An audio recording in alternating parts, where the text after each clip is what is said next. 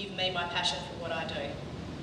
I not only work with people who, in intimate relationships, I work with relationships with your family, with your children, with your in-laws, with your extended family, with friends. Relationships are imperative, even in a business context. So that's why we need to share this information with our guys, because it's almost like another generation of the new men are coming through. We need to teach them this stuff so that they can actually be everything that we want them to be.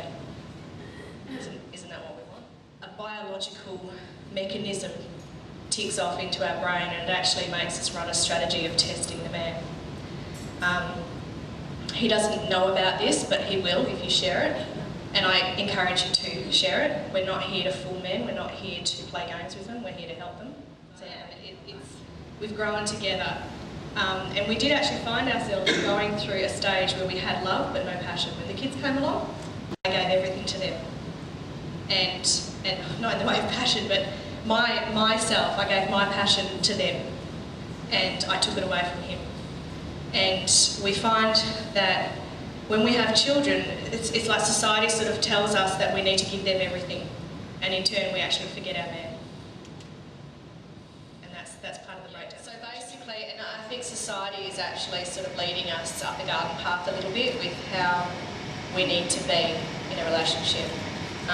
So many more women now are feeling like we need to let go of our feminine side because we need to take charge, and men are starting to feel a little bit emasculated by the women who are taking charge. Actually understand what your partner's primary love language is, and I've got two, so they can balance each other out. So if you can actually articulate what his primary love language is, and you'll know it when I go through them, you'll be able to figure out what his triggers are.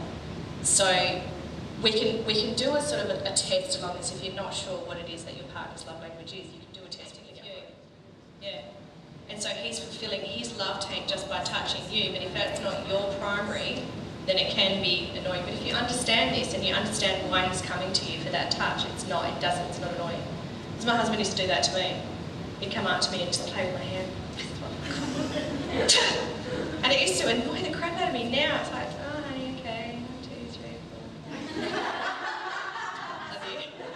The midriff around here is probably like already here, but this is what I'm looking forward to growing old with him. He's pretty hot too, isn't he, my husband? His nose is like as big as his head, but anyway. So your diary should pretty much be your whole life is in that diary. So that if someone else was to step into your life, they could open your diary up and see exactly where you're at and exactly what needs to be done. And this is something you need to share with your partner, husband, or whoever, so that you're on the same page. Okay, with being organised, I find that your reward is you get more free time and peace of mind. And I live that. I know myself that if I'm organised and on top of things, I can do the things I love, which is spending time with my children or reading a book. So ultimately, that is your goal. So I always say to clients as well, picture your perfect life. If you had to ask yourself what's important to you, if you had to start again, what would you actually take from your home? So someone said to you, you've got a blank canvas, you can move into a brand new house, but you've got limited things you can take. You need to sit down and think what is really important and then fill your home with that. Areas that seem to attract the bits and pieces, the clutter spots that you see in your home.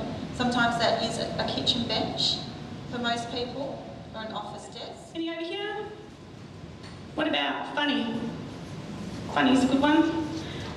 I actually think my mum had something really special going on when she named me. Apparently Denise means goddess of wine, so I think that's a great quality.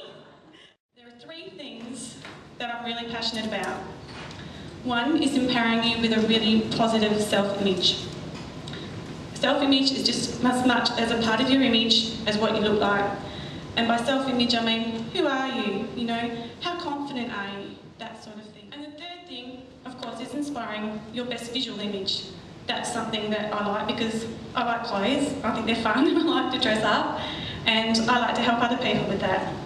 Generally speaking, most women, pretty much all the women I've ever met, feel really good when they know that they look good. And it's important to them. So I like to call it a term, another word I made up, goddessality. Everybody has a personality. Every woman here has a goddess. Get the juices flowing. Let's just think about women and let's just start and write down what are some of the goddess qualities that we have. Femininity. Yes, thank you. You said it. Okay. And if you can't think of anything about yourself, because some women do have trouble thinking about nice things to say about themselves, but a really easy way to get this flowing is think about your best friend, think about your sister, think about your mum. What do you love about them and what's awesome about them? And let's write those. You see, I mean, the list could go on and on and on and on. These are all qualities that make women wonderful, that I call goddess qualities. Gorgeous. They're all different sizes and shapes. Okay? So just because you might be thinking, oh, but I'm not a 6 foot tall, size 8 supermodel, it does not mean that you are not a goddess and you can't have goddess style. Actually, while I'm on this subject, the media does tend to get me a bit revved up with their portrayal of women. I have no doubt, and I think you would all agree, Miranda Kerr over there is absolutely gorgeous. But what happens is we tend to get told by the media that we have to be that is what is beautiful, and we should all pay millions of dollars and $1,000 in clothes and diets and every beauty potion out there so that we can look like that. And when we don't, because let's face it, only a very small percentage of people actually will look like that and can ever look like that, no matter how much they diet or exercise or no matter how much they spend, they're not going to.